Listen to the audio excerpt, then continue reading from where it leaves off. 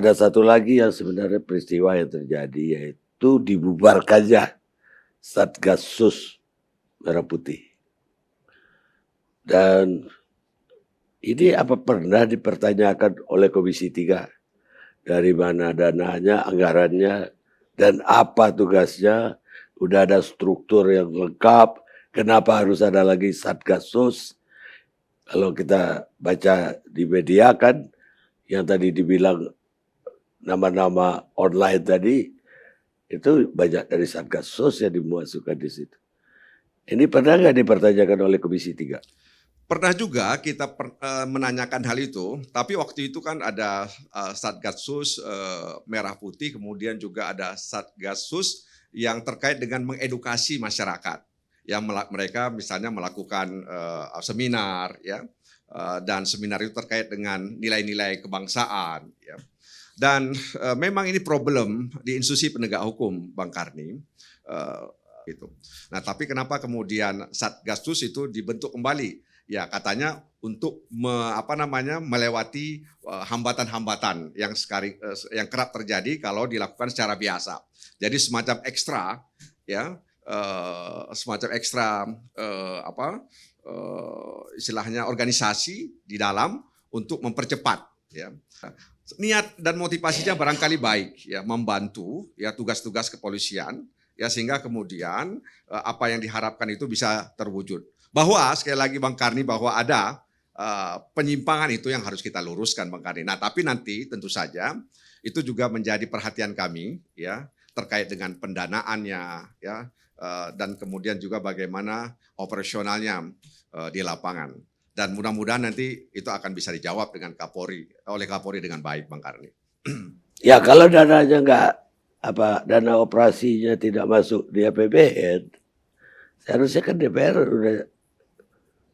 Ini apaan sih? Memang problemnya begini, Bang Karni, setelah putusan Mahkamah Konstitusi, kami di DPR tidak lagi bisa melihat satuan 3 daripada anggaran. Ini satuan besar, bukan satuan 3, Pak. Ya, maksud saya satuan 3 itu kita bisa mengecek, Bang Karni, sebenarnya, ya. Dan memang lama waktunya, ya. Jadi waktu itu ada kecurigaan, ya, bahwa seolah-olah kalau kami mengutak-ngatik atau melihat satuan 3, kami akan mengintervensi atau menitip ini, menitip itu, dan lain sebagainya. Sehingga kami tidak diberikan lagi untuk melihat satuan 3 daripada anggaran. Jadi gelondongan, Bang Karni. Ya, gelondongan. Jadi ada angka misalnya 100 triliun gelondongan untuk ini, untuk ini, untuk ini. Tapi rincian-rincian itu tidak diberikan. Diberikan itu setelah, ya, misalnya DPR menerima, ya, APBN tahun sebelumnya. Ya, misalnya kalau kita ingin membahas APBN tahun 2022, 2023, ketika DPR menerima pertanggungjawaban APBN tahun 2022, nah itu baru kemudian mitra kami mengirimkan, ya, rincian anggaran yang mereka gunakan selama tahun 2022. Begitu, Bang Karni. Bagi saya DPR tidak pernah ribut soal merajalelanya judi online ini. Padahal udah sampai anak-anak SD pun ikut main, karena pakai gini aja bisa main, Pak. Iya, betul. Kasino pindah ke sini. Ya, hampir semua. Jadi tidak ada sudut negeri yang tidak dijamah oleh judi online. Iya. Ya, apalagi di masa COVID kemarin kan. Iya. 2 tahun COVID, orang di rumah. Ya, DPR kemana? Ya, kita juga sampaikan itu, Bang Karni. Kita juga tanyakan itu. Dan ya, begini, kita kan mengawasi, ya. Kita mengawasi kebijakan, ya. Kita mengawasi kebijakan. Jadi kadang-kadang ada bayangan, ya, DPR Komisi 3 ini datang ke kepolisian, nanya ini, periksa ini, periksa itu. Ya, tidak seperti itu. Enggak, dipanggil aja. Ya, kita panggil. Itu kenapa dibiarin? Dalam rapat kerja kita tanyakan. Ya, bisa dilihat loh dalam kesimpulan Komisi 3 kita tanyakan. Dan itu sudah dipaparkan juga terkait upaya-upaya kepolisian untuk menertibkan judi online, bahkan juga kementerian terkait diminta, ya, untuk menertibkan hal yang sama.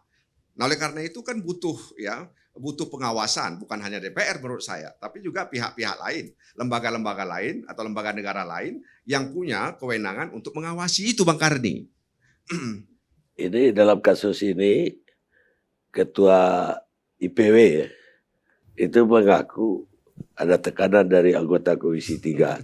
Ini lebih hebat lagi. Ya, saya nggak merasa menekan, ya. Saya termasuk yang disebut, ya, artinya karena dari fraksi PKS. Ya. Memang waktu itu kejadian ini saya berada di Tanah Suci dan mengikuti pemberitaan-pemberitaan di tanah air. Ya.